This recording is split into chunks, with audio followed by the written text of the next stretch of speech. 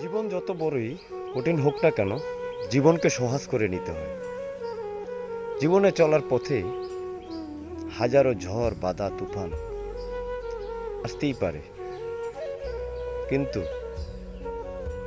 থেমে যাওয়ার মতো কোনো অবকাশ নেই। আপনার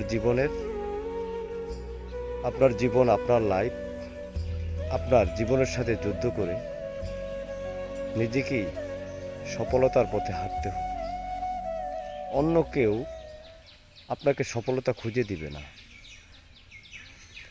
যেখানে হেরে গিয়েছেন, যেখানে হোঁচট খেয়েছেন, সেখান থেকে আবার উঠে দাঁড়ান। আমি যতবার জীবনে হেরেছি, সেখান থেকে শিখেছি। হেরে যাওয়ার পিছে একটি গল্প। হেরে যাওয়া মানে জিতে যাওয়া, হেরে যাওয়া মানে